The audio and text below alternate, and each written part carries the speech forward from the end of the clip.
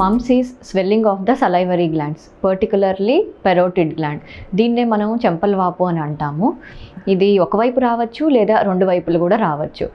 ఇది యూజువల్గా మనకి జనవరి టు మే మంత్స్లో ఎక్కువగా ఉంటుంది. Mumps is caused by A RNA virus called paramyxo virus and it is highly contagious. అంటే ఇది ఒకళ్ళ నుంచి ఒకళ్ళకి పిల్లల్లో స్ప్రెడ్ అవుతూ ఉంటుంది.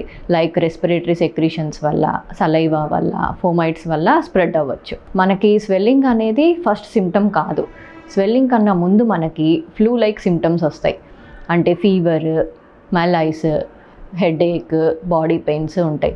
ఇవి వచ్చిన ఫ్యూ డేస్కి మనకి స్వెల్లింగ్ కనిపిస్తుంది. సో ఈ స్వెల్లింగ్ వచ్చే 1 to 2 days ముందు, 5 days తర్వాత చాలా ఇన్ఫెక్టివ్ పీరియడ్ అనమాట. ఆ టైంలో పిల్లలకి ఒకళ్ళ నుంచి ఒకళ్ళకి స్ప్రెడ్ అయ్యే ఛాన్సెస్ ఎక్కువ. సో మనకి కాంప్లికేషన్స్ కూడా ఉంటాయి మమ్స్లో, like pancreatitis, pain abdomen, nausea, vomiting అనిపిస్తుంది ఇందులో.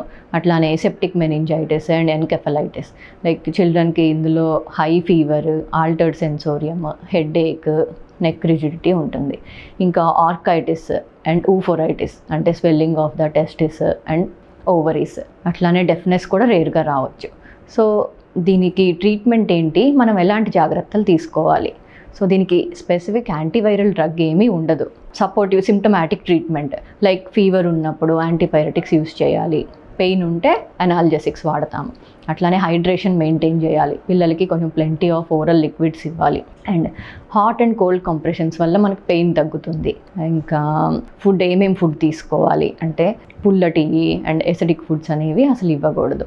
ఇంకా ఆ టైంలో కొన్ని జాగ్రత్తలు అంటే కొంచెం మాస్క్ పెట్టుకోవటము, హ్యాండ్ వాషింగ్, దీనివల్ల స్ప్రెడ్ అనేది మనకి ఒకళ్ళ నుంచి ఒకళ్ళకి తగ్గుతుంది. నెక్స్ట్ ప్రివెన్షన్ ఎట్లా అంటే mumps is a preventable disease. So vaccination ఉంది, MR వ్యాక్సిన్. దీనివల్ల మనం ప్రివెంట్ చేయొచ్చు. ఈ MR వ్యాక్సిన్ ఎప్పుడు ఇస్తాము? 10th monthలో ఇస్తాము పిల్లలకి ఫస్ట్ డోస్. నెక్స్ట్ 15th monthలో సెకండ్ డోస్ ఉంటుంది. అట్లానే 4 to 5 yearsకి థర్డ్ డోస్ ఉంటుంది.